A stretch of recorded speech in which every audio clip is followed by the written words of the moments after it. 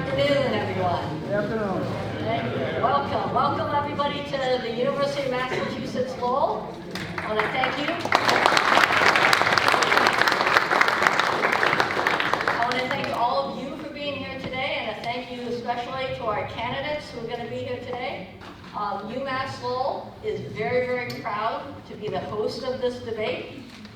It's an important one for all of us, and in particular because we know that the person who represents the 3rd Congressional District is important to this university and to our students. The 3rd Congressional District, as you know, represents 36 cities and towns, ranging from Haverhill all the way to Ashburnham. They represent, in particular, Lowell and a big part of the Merrimack Valley. This representative plays an important leadership role in this city, in this region, and in this state. And that role is as an important advocate for our interests. We at UMass Lowell look to always have a strong, positive relationship with our member of Congress. We know it is competitive nationally for resources. We know that the policies and laws enacted federally can affect all of us locally. We've seen how strong partnerships can benefit our students directly and long-term can have a big impact on our health, on our environment, and on economic development. And more importantly, as a university, we recognize that as a nation, it is important that our young people understand the importance of participation in the democratic process. This election is important to them. Our students, 3 of whom you see in front of you today who will be participating directly in this debate, they care about how federal policies and politics affect higher education and financial aid. They care about issues like sustainability and healthcare and equity. I know that we're looking to hear what these candidates today have to say and what these candidates will be talking about through the last few weeks of this campaign. We here at UMass Lowell are extremely proud of the city and the region and of partnering and supporting our community in a multitude of ways. And for that reason, we're particularly pleased to host this forum today.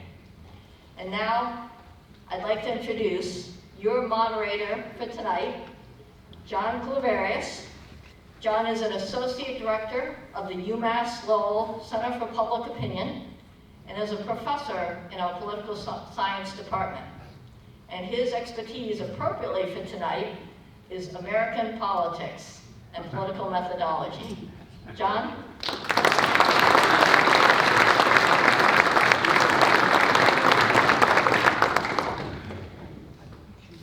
Good here? Thank you. Thank you so much, Madam Chancellor, and thank you all for joining us, especially the candidates. But as a professor, I'd like to introduce the people who are most important to this debate, and that is our wonderful student panel. First of all, I'd like to introduce Courtney Mayer, a graduate fellow of Student Activities and Leadership. Shakira Fedna of our Student Government Association Executive Board. And Mike Carpentier of the Greek Council e-Board. I will ask some questions from this podium and try to steer the debate as we sort of move off of some of the questions that we've developed. The students will ask the bulk of the questions for this debate. And so for what you all have come here, let me introduce our 2 candidates this evening, Congresswoman Lori Trahan and Senator Reed.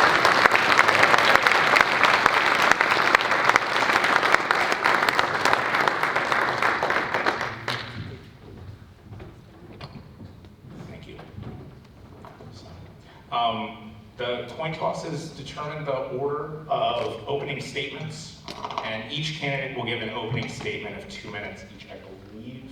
Congresswoman Sheffield, let's go first. Great. Well, thank you so much, John. Thank you so much to the university, Chancellor, our student panel, and everybody who came here tonight. It is great to be back at the university for this important debate.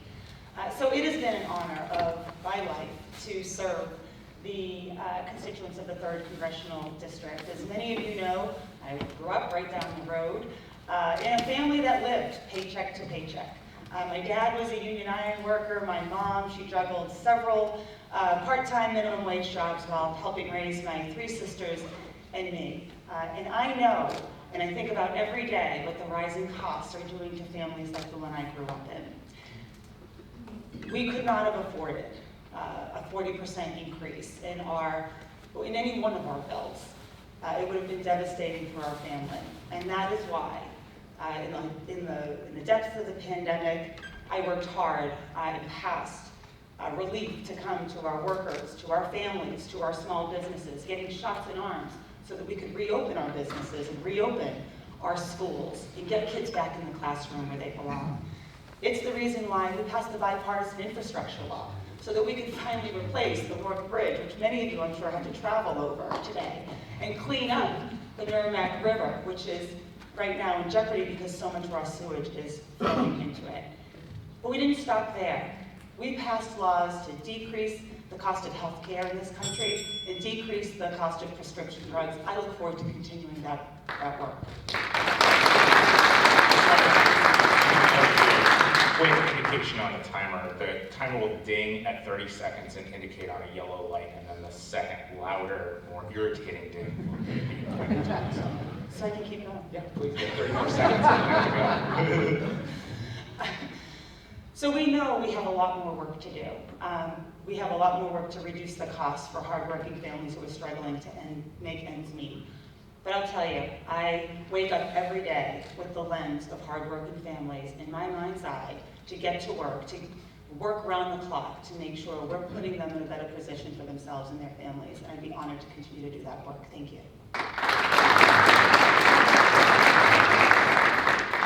Senator Trent, 2 minutes opening, and again, the timer will ding at 30 seconds first, and then a louder one when your time is up. Great. First of all, thank you very much, Professor Cluverius, the student panel, as well as Chancellor Chen and UMass Law for hosting this debate. Thank you to the audience here and at home, watching and listening. I want to give you guys an insight into who I am. My name is Dean Tran. I am a husband and a father of 4, one of whom is a UMass graduate. I served 4 terms. I served 4 years on the planning board and 6 terms on the Fitchburg City Council as the first minority elected in the city, as well as the first Vietnamese American elected in this state. And then I went on to serve 2 terms in the state Senate as the first minority elected in the district, the first Vietnamese American elected to the state legislature, and the first refugee and Asian-born American to be elected to the state Senate. Now, I am the first Asian American to run for the U.S. Congress representing this district and this state. Our country is going through a very, very difficult time. A time in which people are suffering to make ends meet. We find ourselves in a time in which people are struggling financially and having to choose between paying for a gallon of oil or a gallon of milk or even a gallon of gas. You know, the American people cannot provide for their families to put on the food on their tables. Now as the winter season is around the corner, people have to choose between eating and heating. The people, especially the elder and the poor, are having to endure a tremendous hardship. And the hardship was intentionally created by my opponent and her Democrat colleagues, through personal greed, failed policies, and putting our country last. And this hardship doesn't have to happen. So I have a very strong record of serving and working for the people, and I intend to bring this record to the U.S. Congress and represent the people and put this country first.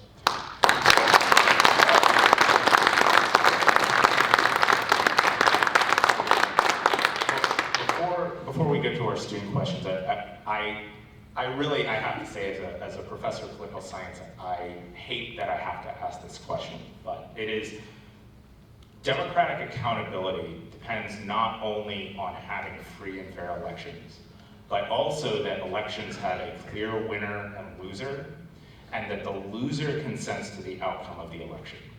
So tonight on this stage, will each of you pledge that if you are certified as the loser of this election, that you will concede to your opponent and accept the results? Yes. Absolutely, Professor. Great, thank you. Let's move on. Let's move on to questions. First, let's go to Courtney Mann. House Minority Leader Kevin McCarthy recently said that if Republicans win control of the House of Representatives, the GOP will use raising the debt limit as leverage to force spending cuts on entitlement programs, which would include cuts to Medicare and Social Security. Would you support or oppose cuts to Social Security and Medicare?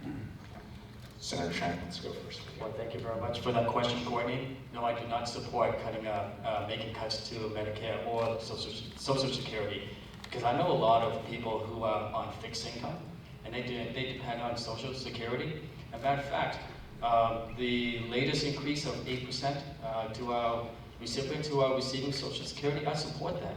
Because of the high inflation, the core inflation rate, they're saying that it's not going to stop. It hasn't peaked yet. And the problem that we're seeing with inflation is a problem that my opponent and her colleagues have created. Congresswoman, 1 minute. No, we have worked hard to strengthen Social Security and Medicare. Both of my parents are on each. And look, Kevin McCarthy is going to attack, destabilize, privatize Social Security. He's been clear about this. It is the reason why we can't afford to lose the majority in the House, because too many lives are at stake when we start tinkering with those programs that work and keep our seniors safe and secure. Not only that, we've made steps to reduce the cost of prescription drugs for our seniors, capping their out-of-pocket expense at $2,000 and their price of insulin at $35. That is all at risk if Kevin McCarthy is the Speaker of the House. Let me add to what I said, Courtney, if I may. Yes, go ahead. And that is, 30 seconds. Representative Kevin McCarthy can say whatever he wants to say. As a representative of this district, I represent the people. I don't represent the party. And I have a strong record up in the state Senate that I do not vote with the party, with the leadership, but my opponent there vote with Nancy Polito 100% of the time. Great. I want to get into, before we move on to Shakira, I want to talk a little bit more about inflation, which is an issue that I think has been on every voter's mind throughout this campaign. Both of you addressed the problems that many residents in this district are facing, and that every resident has faced increasing prices in food, in home heating, which is now expected on average to be at least 10% higher, but even higher for those of us who use fuel oil. You talked a lot about the problems in both of your statements. What solutions do you have for the increased prices that your future constituents will face? Let's go with Congresswoman Trahan first. 1 minute. Thank you, John. There's no question that the rising costs are really hurting our families. This is a global inflation issue, right? Countries are suffering all across the globe, as well as, from the Putin's unnecessary and unprovoked war. But what we have done is we've taken steps to decrease the prices, reduce the cost for hardworking families. We've decreased the price of prescription drugs. We have voted to decrease the cost of your utility bills and your energy bills. I have to say, we just put another $1 billion into our home heating assistance program. 37 million of it is going to come to Massachusetts, but that's not all. I just today asked the Biden administration to release the home heating oil reserves here in New England so that by increasing the supply, we can reduce the cost for families as we approach winter. And we're going to keep making those investments. So we have to keep investing in relief. We have to do whatever we can to reduce those costs for families. And then long term, we have to tackle the issue of our supply chains. Senator Chen, 1 minute, solutions for inflation. Thank you, Professor, and I have to correct you. It's not the inflation that we're going through, it's a Biden inflation. And it is something that was created by created by the president and helped by the Congresswoman. You know, the solution to this is reduce government spending, make America energy independent. And if you ask me if the inflation was not created by my opponent and the Democrats, let me use this quote. And the quote came from Obama economic advisor, Larry Summers. And he said, well actually, Steve Ratner, and he said, the original sin was the 1.9 trillion American Rescue Plan, the bill almost completely unfunded that was contributed materially to today's inflation level. That was the bill that my opponent voted for. That was the bill that she's going around this district doing photo ops, and that is the bill that has caused so much hardship on the American people here, not just in this district.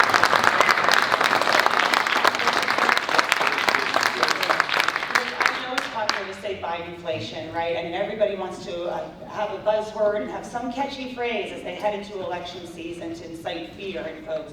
This is a global problem that is the result of a global pandemic. And I resent the fact that we've got legislators who want to be lawmakers in Washington who aren't willing to come to the table with serious solutions, and they want to capitalize on the pain of hardworking families in order to get elected. Professor,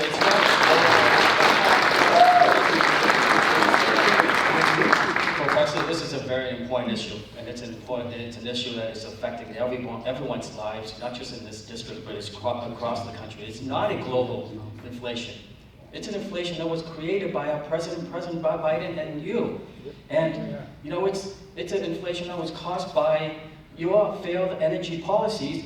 And here's another quote from former President President Obama's economic advisor, Larry Summers, on energy costs. He said, Biden made a mistake by canceling the Keystone Pipeline, showing down and being a hostile country to natural gas. Okay. Next question comes from Shakira Fetna. What is the biggest asset the 3rd Congressional District has to offer, and how can you, as a member of Congress, help to make that asset even stronger? Senator. Thank you, Professor. The biggest asset that we have in this district is diversity. I love it. You know, I represent the city of Fitchburg, which is very diverse, like this city of Lowell. My senatorial district is also diverse, and this congressional district is very diverse. And that diversity makes me unique, because I can relate to everyone in this district, whether you're poor, or you've worked your way up to the middle class, whether you're a refugee, an immigrant, or a citizen, whether you face discrimination and racism. I have gone through all that, and I can relate to every single person in this district, and I would say that diversity is what makes this district so great.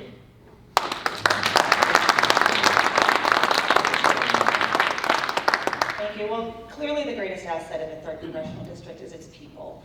You know, I grew up here in the city of Lowell. I'm the granddaughter of immigrants, both from Brazil and from Portugal. And I've seen the impact and the contributions that our immigrants have made across all of our communities. And I get excited when we pass the CHIPS and Science Act, and we're on the cusp of bringing American manufacturing right back home, not just home to America, to this region of the state. I get excited when I talk about a semiconductor cluster that UMass Lowell is going to lead right here in this part of the state, because we have the ingenuity in our people, the drive of this fantastic district, and we already have the bones to lead once again in manufacturing and in semiconductors. Great. Thank you. All right. Next question comes from Mike Carpentier. What specific needs have you identified in the 3rd District, and how will you address them? Congresswoman Woman. We're addressing them right now, right? The bipartisan infrastructure deal was something I was talking about well before I got elected. The Rourke Bridge, which is a 40-year temporary bridge, the sewage that's been flowing into the Merrimack River, PFAS that's infiltrated our water systems and prevented some of our towns from having the assurance that they're drinking clean water. Not to mention our roads that are in disrepair, our intersections that are no longer safe, public transit that is just decrepit. That is why we passed the bipartisan infrastructure deal. Administrations, Republican and Democrat, have been trying to do it for decades, but with this Congress, this administration, we got it done. And as a result, $170 million to the Rourke Bridge is going to be replaced. After years, 40 years, the Vassilier Bridge in Haverhill, bridges all over my opponent's hometown in Fitchburg. These are important investments that are going to unleash the economic development that our communities are craving coming out of this pandemic.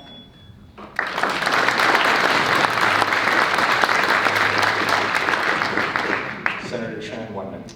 You know, infrastructure is important. I was a ranking member on the Transportation Committee in the State Senate, and I would agree if it was not 2022 year. You know, my opponent voted for the infrastructure bill, which is $1.2 trillion spending pork bill.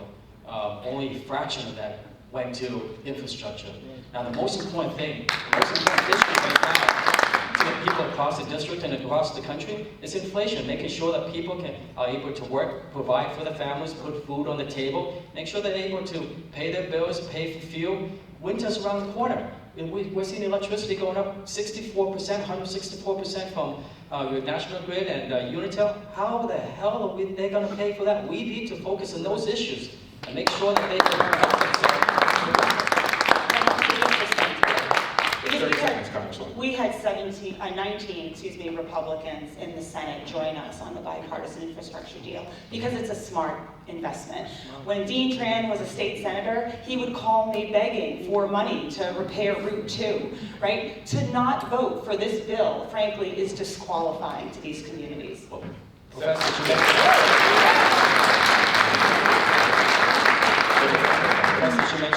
She mentioned my name, so I need to Yes.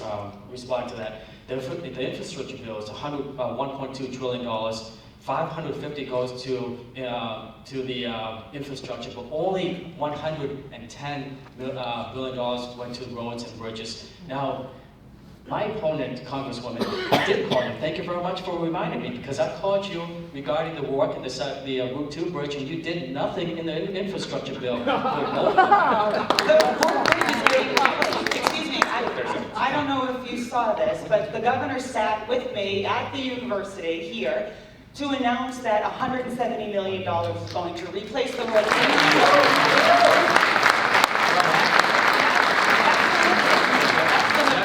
This is a very important issue, Professor, and you know, thank you to Governor Baker for allocating that money to the Rourke Bridge, because she did not secure that in the infrastructure bill. And second of all, Route 2 is the economic driver for North Central Massachusetts. I spoke to her, and I mentioned to her, and I had Governor Baker promise me to do a feasibility study, and she did nothing in the infrastructure bill for North Central Massachusetts.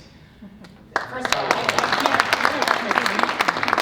the money is going to come over the next 5-year period. Projects are getting approved as we speak. I am going to fight for North Central Massachusetts as hard as I'm going to fight for the Merrimack Valley, because there is enough money in this bill to go around. And frankly, you know, in the last administration, we talked about Infrastructure Week every day. We almost were on like the cusp of celebrating it. We had the ribbons out and everything, and it didn't get done. It got done under this administration, it got done with this Congress, and these communities, these 37 communities in the 3rd Congressional District, are finally going to get the investment from the federal government that they deserve.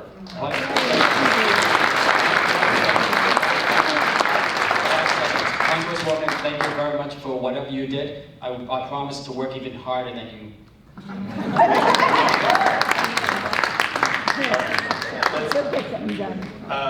So let's move on to another question from Courtney Mayer. What can the federal government do to ensure that more American students leave high school with a higher proficiency in civics than they currently do? Congresswoman. I think it's a great question. And Massachusetts is frankly leading in this area to, you know, reinstitute civics back in our school systems. It is important as we, you know, enter voting season, right? This is an election season. We want everyone to understand that they have the power to vote, that it's the most important power that we give every individual in this country. We also want to know, we want our students at a young age to know how to engage with offices like mine or state representative offices to advocate for the issues that they care about. Now, on the federal side, Look, we've given a lot of money to our school systems. One thing, as a first generation graduate from college, I am focused on college affordability because I see what it did for me in my life. My husband went to the Greater Lowell Vocational School right across the river, and I want to make sure that there are pathways available for kids who want to pursue a college education, people who want to learn a trade, people who want an apprenticeship in one of our fabulous trades unions here in New England. That is the path to economic opportunity, and we need to be funding all of it.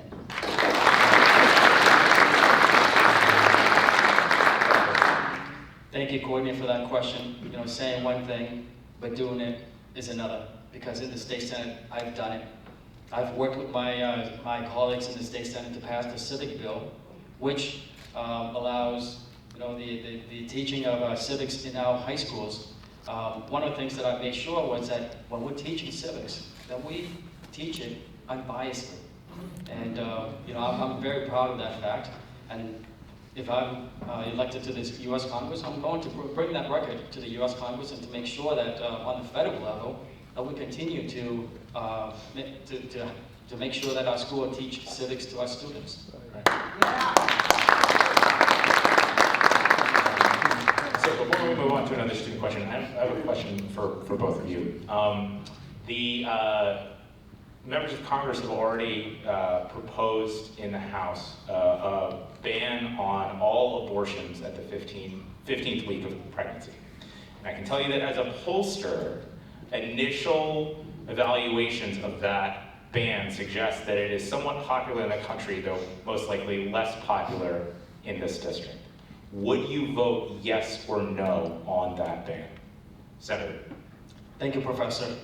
I would vote no. And the reason why I would vote no is because I believe, when I served in the state senate, I believe there are issues that belong to the federal level, as well as there are issues that belong to the state government.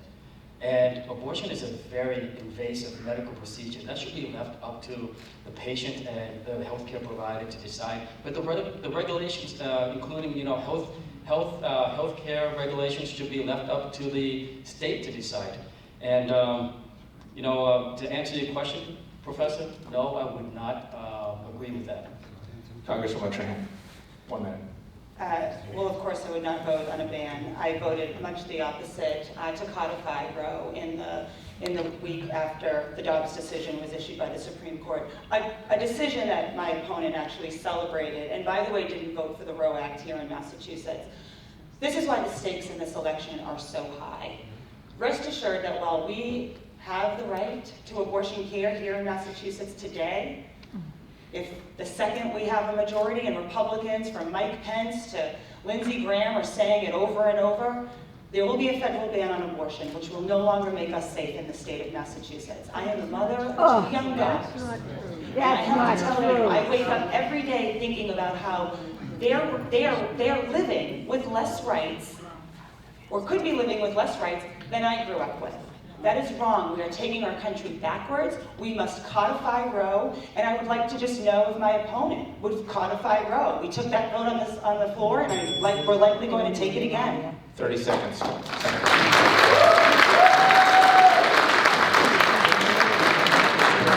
It looks like my opponent received a memo from the Democratic Party that to say, call all of your opponents and say that they celebrated the decision. I did not celebrate the decision, Congresswoman. I don't know where you're getting that. Look, the Congresswoman supports unrestricted abortion. That means that you can kill a baby the second before he was born. Look, the CDC's, the last recorded statistics with the CDC is that over 38% of aborted babies are African American. Over 22% are Hispanic, and 8% Asians. So, Congresswoman, I don't know where you're coming from, but it sounds like to me that you like killing minority babies. And if you want to do that,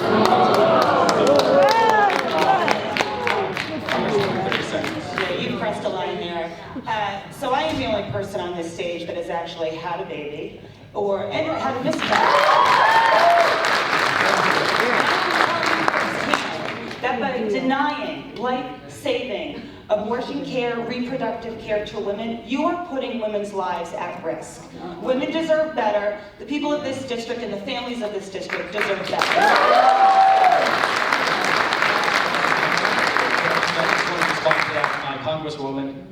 was raised by my mother. I grew up with 3 sisters. I'm married to my wife, my beautiful wife there, Carrie, and I have 3 daughters. And I will protect women's rights and equality and opportunities at every given time. But here's a response to your question. It's a moot point in Massachusetts because we have already codified Roe in Massachusetts. That has already happened. And you represent the district and the state. Congresswoman, 30 seconds. I think the point here, Dean, is all care, reproductive care, whether we live in Massachusetts or not, is going to be moot if there is a federal ban. We need to send legislators down to Washington that are going to codify Roe, not vote for a federal ban on women's right to choose. Congresswoman,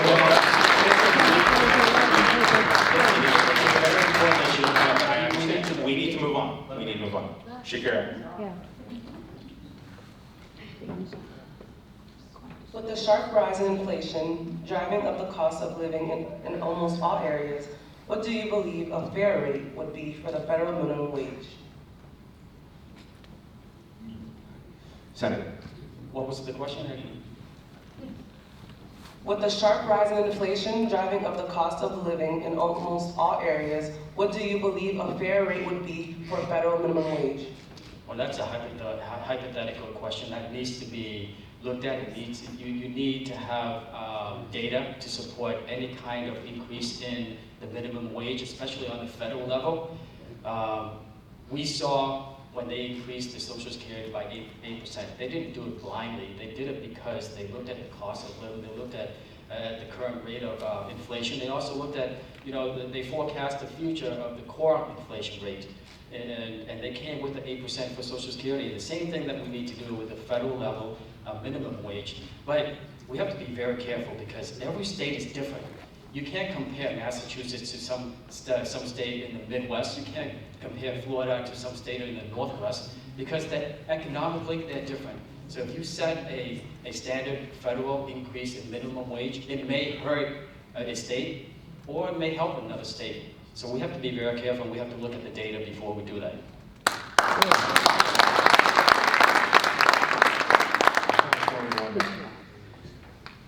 Look, a big part of the things that we've passed in the last couple of years have been around increasing wages, creating good paying jobs that have family sustaining wages. I, of course, voted for the $15 minimum wage down in Washington.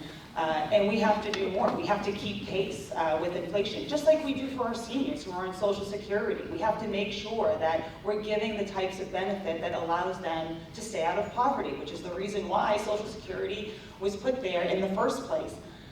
One thing I think that we can be proud of, and I think one thing that we have to continue doing as we think about the infrastructure bill and so many other packages, is that we've incorporated, whether it's project labor agreements, fair living wage that our unions have grown accustomed to in this state, we have to increase the wages. We have to create those good paying jobs so that people can support their families. And that is what I am committed to continue doing if I'm your representative.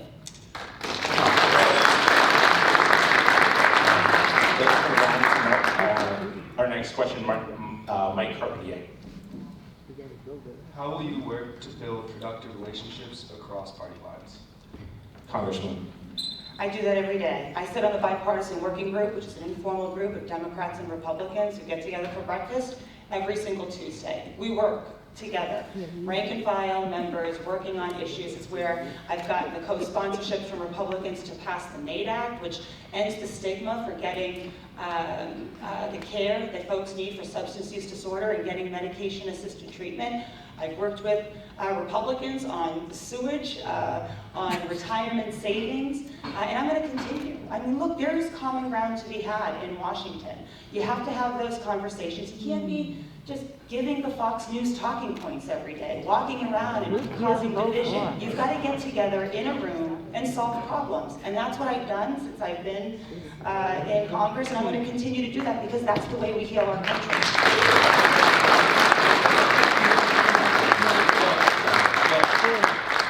Look, you are not going to get any Fox News talking points from me.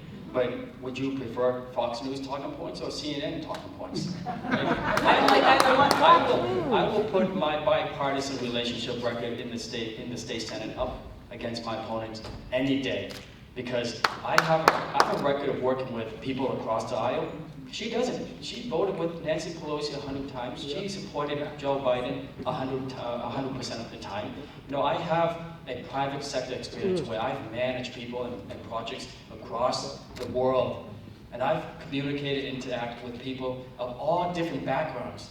That's the kind of relationship that I have built. That's the kind of person that I would bring to the US Congress. And I know how to work with people. I promise you that. I will get things done.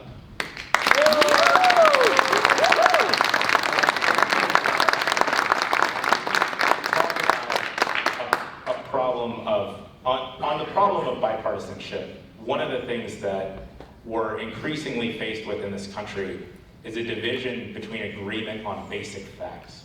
And in the US Global poll conducted earlier this spring, we found that nearly 40% of Democrats said that Donald Trump was definitely or probably not the winner of the 2016 election, and that 70% of Republicans said that Joe Biden was definitely or probably not the winner of the 2020 presidential election. It was stolen. Who won the 2016 and 2020 presidential elections? I believe it was Congressional. No, Senator first. Sure. Thank you, Professor. Here's what I know, Professor. I know that President Trump is no longer the president. I know the current president is President Biden. I also know that I'm not running against President Trump or President Biden. I'm running against Congresswoman Johann. And there are more important issues that we should be talking about. We should be talking about inflation. We should be talking about creating jobs. We should be talking about how people are going to pay for their electricity and their oil fuel this winter. But we're talking about a person who doesn't exist in the political arena right now.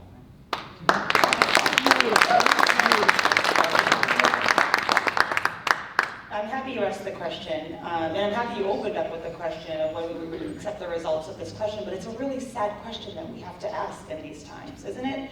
We've seen people undermine our scientists, our elections, climate change, and those are dangerous conversations because it's just not accurate. There's only one truth, and we can't be having everybody's version of truth floating around.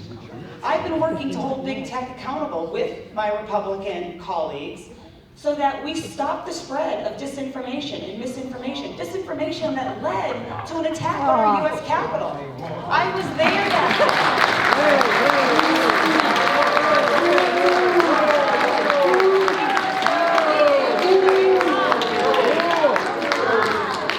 That is the truth. We need 30 seconds on that. Professor, what is dangerous is us censoring people's ability to speak their mind and protest peacefully. A little bit more, because I've heard this before. Which do you think is more important in a democratic republic? Free and fair elections, or an unmitigated, unregulated speech? What a question. Oh, I think No, I don't want to know. If you have to make the choice, no, this is the argument he's making. Calm down. Which one is more important to you? I want to hear what the Congresswoman thinks too. The question is, you say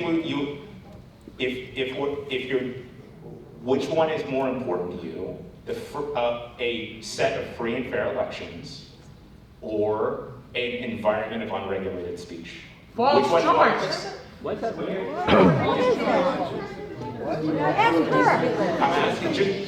Professor, you're asking me a question that has two answers to it. One is, everyone agree with a fair election, right? But at the same time, everyone in this room agree that they have the protection of freedom of speech.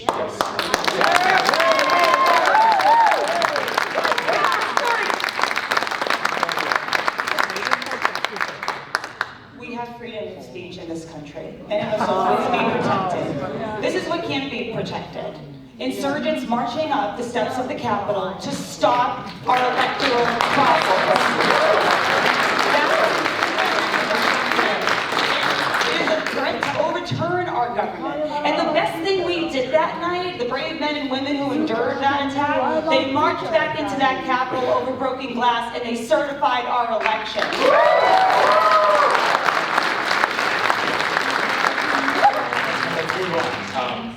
Courtney, I believe is next. Courtney Mayor. Assuming your party is in the minority in Congress after this year's election, how will that impact how you approach representing the district, and what specific measures do you plan to introduce? Congresswoman, 1 minute.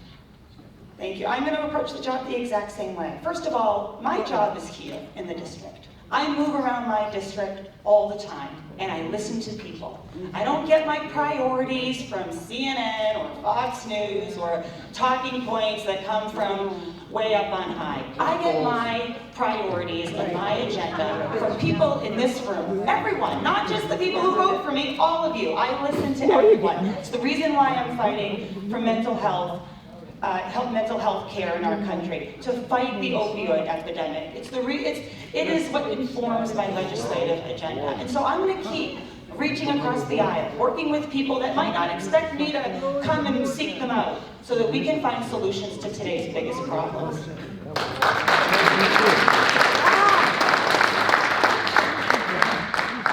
Professor, I expect the Republican Party to take over Congress. Oh, yeah. And here's what is going to be good for this state. I anticipate to be the first Asian American U.S. Congress person from this state elected to the U.S. Congress. And as a Republican, do you imagine that? The publicity that would come to the state, the great things that I can do for the state and the people in this district and across the Commonwealth, that is what is going to happen. And I promise you, Massachusetts will be on the map come November 8th when I'm elected as your U.S.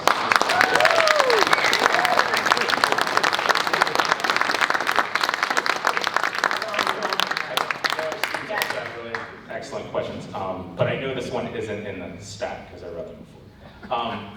One of the things that we've seen during the pandemic and coming out of it is not only a surge in deaths from COVID-19, but also surging deaths from opioid overdoses, and even more troubling, an even larger surge in deaths of alcohol abuse.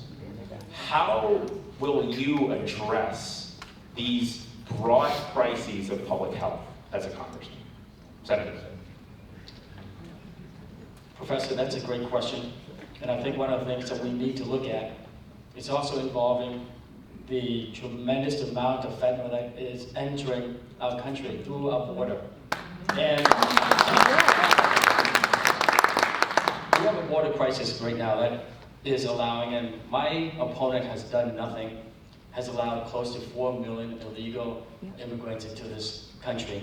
And let me take that back. They should be. I should use the term unsupervised entries.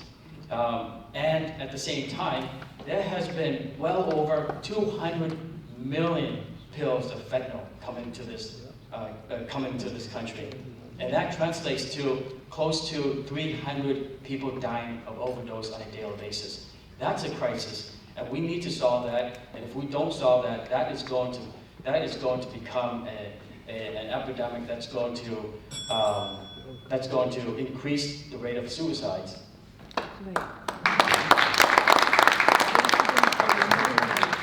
There's no question that we're seeing a mental health crisis that was there before COVID, but has only been exacerbated by COVID. Our suicide rate is up, substance use disorder. We put in place a number of programs, funding programs, suicide prevention programs, mental health and wellness programs, the ability to get telehealth to more people so that they have more access to the treatment that they need. You know, this is an issue that is going to play out not just in the next year, 2 years, 5 years, 10 years, and we need to commit ourselves to the long haul. And in terms of the fentanyl, look, we stop fentanyl at our border using 21st century solutions. We use it by using surveillance and technology. That's what works. That's what we're investing in at our border, not a big dumb wall that doesn't do anything to stop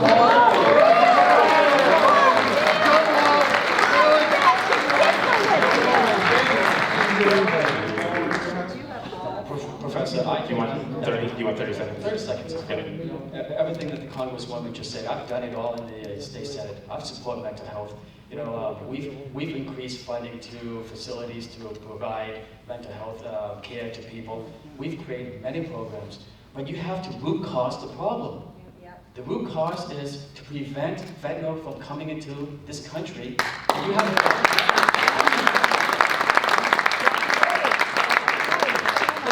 keep investing in our border, 21st century solutions. But if you want to talk about the root cause of the mental health crisis, look, it's heavy. Our students, our young people, we're sitting here at the University of Massachusetts at Lowell. They have to deal with the fact that no Republican wants to take action on the climate to make sure that their planet is healthy.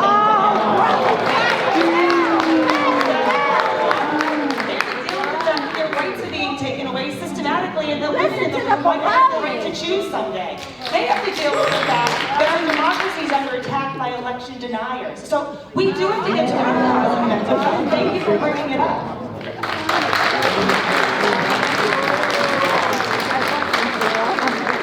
Obviously, we get to Shakira's question. What issues or policy positions do you and your opponent agree on? I'm so trained. Well, that is a great question. You know, 1 minute only, please. I imagine that if Dean and I were ever in a room by ourselves, that we could find common ground on a couple of issues. I'm sure that maybe it would surprise me if we'd be more than a couple. Because I found, you know, with working with Republicans in Washington, I have been surprised by that. On gun legislation, look, we've had mass shooting after mass shooting, and there has been no action. Republicans and Democrats came together to pass the first gun reform bill in generations. That's what keeps me hopeful. That's what keeps me jumping out of bed every day and trying my hardest to find people to work with. And I would do the same thing with Dean. And again, just I 1 will minute. spend my minute. Professor, I have no idea how the discussion on mental health issue translated into climate change and but you know, to the question, the Congresswoman and I have nothing in common. But because of who I am, I will guarantee you that I can sit down and even work with her. So that's my answer to your question.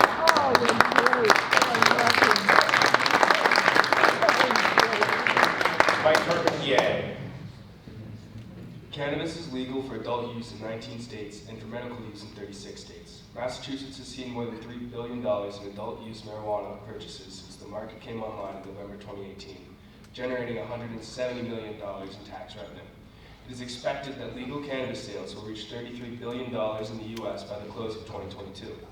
Under federal law, cannabis is still considered a Schedule I substance under the Controlled Substances Act of 1970. Are you in favor or opposed to changing the federal law to allow adult use marijuana purchases? Senator. Thank you, Professor. When I was in the state senate, I sat on the Cannabis Commission, and I helped craft many of those policies. And to your point and to your question, on the federal level, we should follow the lead of Massachusetts, and I believe it's time. It's time that we follow the lead and all the regulations and policies that we place in the state of Massachusetts. It doesn't make sense with the federal law as it is now to ban and to punish people for the use of cannabis or marijuana. I agree, and I would go one step further, only because Republicans didn't join us in the Safe Banking Act, which would actually give the financial infrastructure, because this is state by state and there's a patchwork of state laws, there is no federal infrastructure for financing these small businesses. Paying in cash always, it's just not sustainable. I voted for the Safe Banking Act. We're still trying to pass it, not just through the House, but also through the Senate, and I would hope that my opponent would also support that bill. All right. Courtney Mayer. Would you support expanding the number of justices serving on the Supreme Court? Congresswoman Trahan. Look, I think Supreme Court reform is overdue. We have an extreme Supreme Court bench at the moment. We had Supreme Courts that during their confirmation hearings, they lied to the American people. They lied about what they would do, about being weighed, and now we've got an extremist bench. We've got people who are losing rights. We have a bench that doesn't represent the views of the majority of Americans who live in this country. So, look, I think right now it's all on the table. Term limits for judges, expanding the bench. I am open to figuring out how to fix and give credibility back to the Supreme Court. It sounds to me that the Congresswoman is a SCOTUS denier.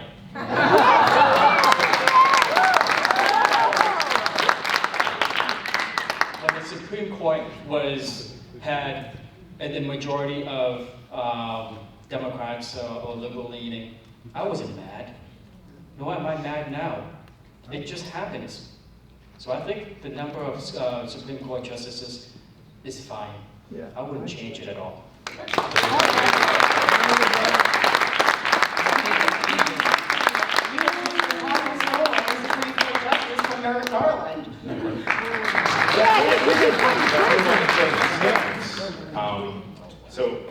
Congresswoman Trahan, you'll go first, and Senator, you'll finish it. These are our closing remarks. Yeah, your closing remarks. Let's move on. Well, thank you, everyone. That was a fast guy. Thank you, everyone, for being here. I think you can see that there are very clear differences between my opponent and me. I'll end where I began, which is I've lived in this district my whole life. I grew up in a family that did not have much, and that's why I'm so oriented to helping hardworking families every single day, creating better paying jobs, making sure that we have safe communities, making sure that we're reducing the cost so that we keep money in people's pockets where it belongs.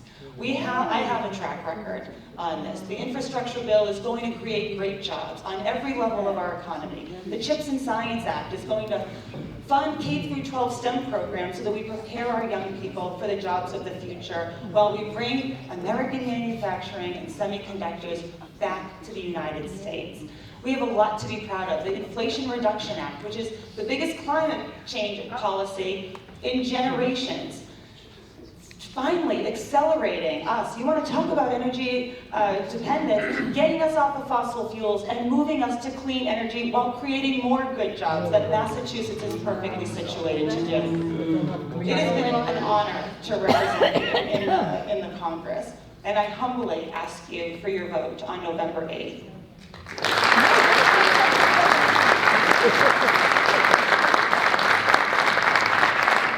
Senator Rouse. 2 minutes. Professor, first of all, thank you very much. And to the voters, my opponent and I are very different in everything from our backgrounds to how we provide public service. My father was a 25-year South Vietnamese Army officer. My mother was a small business owner. And as an infant, I survived the war, and I survived the dangerous ocean while people around me perished and died on a boat as we fled communism. I spent my toddler years in one of the roughest refugee camps in the world, waiting for my green card application to be approved. I'm an immigrant. Your story is my story, and I'm running for the US Congress because I feel that this country is turning into the communist country that my family and I fled.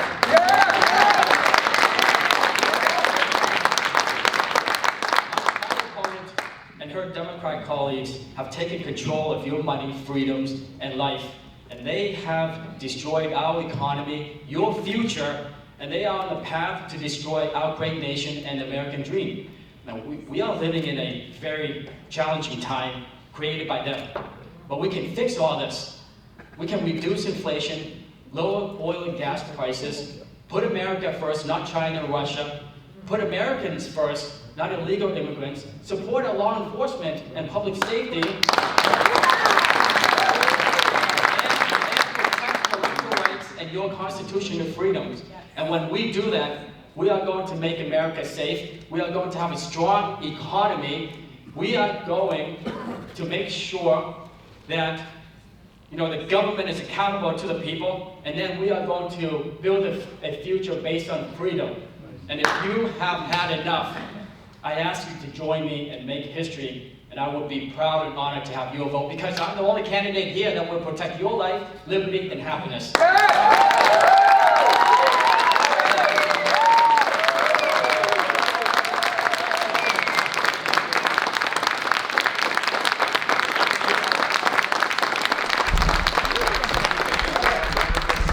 Let's have a round of applause for our students, please.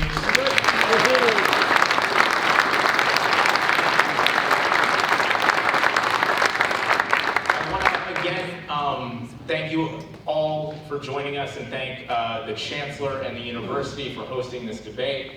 The last thing I'll remind all of you to do is be sure to get out and vote, or request your absentee ballot and mail it in as soon as possible. Thank you. Very good.